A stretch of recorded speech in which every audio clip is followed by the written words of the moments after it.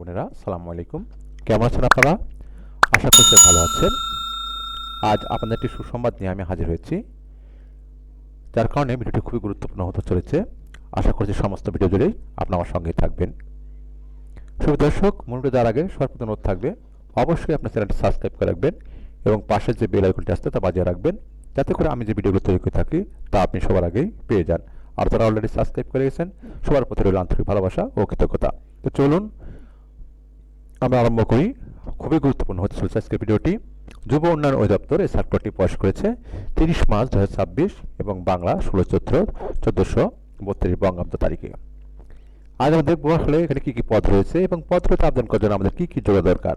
দেখেন, পদের নাম প্রথমে হচ্ছে অফিস সহায়ক, পদ সংখ্যা 103 জন, বেতন গ্রেড হচ্ছে 20তম গ্রেড, 8,250 টাকা শুরু করে 20,010 টাকা পর্যন্ত।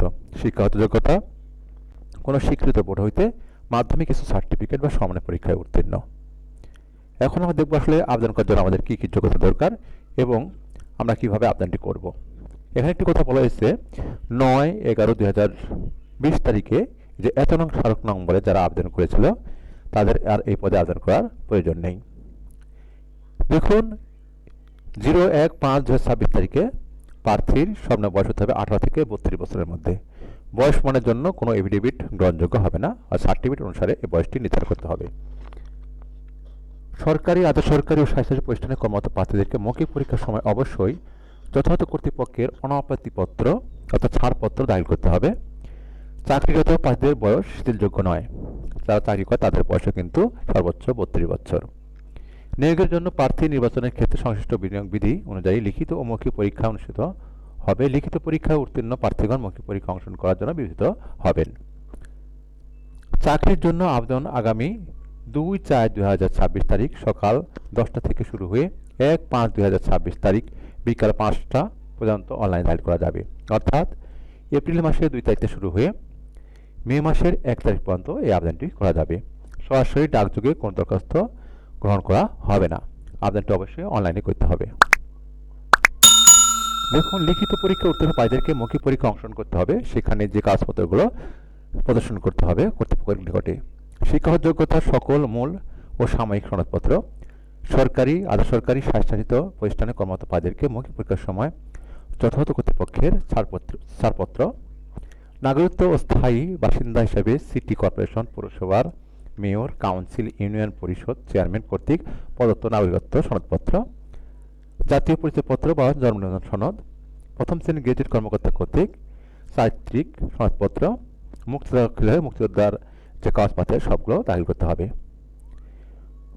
শুভ দর্শক, আবেদন করার জন্য আপনাদেরকে এই ঠিকানায় অর্থাৎ dyd.gov.bd অর্থাৎ dyd.teletalk.com.bd এই ঠিকানা প্রবেশ করে আপনাকে আবেদন করতে হবে। আবেদন করার জন্য আপনাদেরকে মোট 50 টাকা পরীক্ষার ফি বাবদ পরিশোধ করতে হবে। এখানে 50 টাকা পরীক্ষার ফি এবং অনলাইন চার্জ অর্থাৎ ভ্যাট 6 টাকা, মোট 56 টাকা আপনাদের খরচ হবে। আবেদন শুরু হবে আগে বলা হয়েছে 2/4/2026 তারিখ সকাল 10টা থেকে। আবেদন করার পর আপনাদেরকে একটি ইউজার আইডি সম্মিলিত অ্যাপ্লিক্যান্ট কপি দেওয়া হবে অর্থাৎ অ্যাপ্লিক্যান্ট কপি দেওয়া হবে। সেই অ্যাপ্লিক্যান্ট কপিতে ইউজার আইডি থাকবে। সেই ইউজার আইডি ব্যবহার করে আপনাদেরকে পরীক্ষার ফিটা প্রদান করতে হবে। পরীক্ষার ফি প্রদান করার জন্য আপনাদেরকে টেলিটক মোবাইলের যে মোবাইলে টেলিটক সিম আছে সেই মোবাইলের মেসেজ অপশনে গিয়ে লিখতে হবে ডিওয়াইডি, তারপরে এই অ্যাপ্লিক্যান্ট কপিতে যে ইউজার আইডি আছে সেই ইউজার আইডিটি লিখে 1622 নাম্বারে সেন্ড করতে হবে। এই নাম্বার সেন্ড করার পরে কিছুক্ষণের মধ্যে আপনাকে একটি পিন নাম্বার সমেত SMS পাঠানো হবে। পরবর্তীতে এই যে ডিওয়াইডি ইয়েস, তারপরে পিন নাম্বার লিখে সেন্ড করতে হবে আবারও 1622 নাম্বারে। তাহলে আপনাকে একটি কনফার্মেশন SMS পাঠানো হবে এবং আপনার আবেদনটি পুরোপুরি তাদের যে ওয়েবসাইট আছে যুব উন্নয়ন অধিদপ্তর সেই অধিদপ্তরে আপনার আবেদনটি গৃহীত হবে। সুপ্রিয় দর্শক এবং চাকরি প্রত্যাশী ভাই ও বোনেরা, অবশ্যই আপনারা এটা বুঝতে পেরেছেন। এই আবেদনটি আপনার গৃহীত হওয়ার পরে একটি নির্দিষ্ট সময়ে অর্থাৎ কিছুদিন পরে যখন তাদের পরীক্ষার তারিখ নির্ধারণ করা হবে তখন আপনাদেরকে একটি SMS পাঠানো হবে যে আপনার অ্যাডমিটটি ডাউনলোড করুন।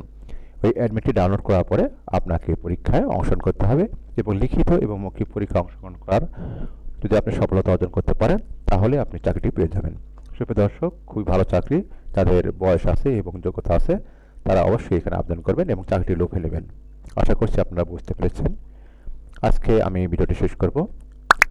বুঝতে কিছু সমস্যা হয়ে থাকে আপনার কমেন্ট বক্সে লিখতে পারেন, আমি শারীরিকভাবে আপনাদেরকে সহায়তার চেষ্টা করব। আজ এতটুকুই, আবার দেখা হবে অন্য কোনো ভিডিওতে। সেই পর্যন্ত ভালো থাকুন, সুস্থ থাকুন এই প্রত্যাশা করে আজকে আমাদের শেষ করছি। আল্লাহ হাফিজ।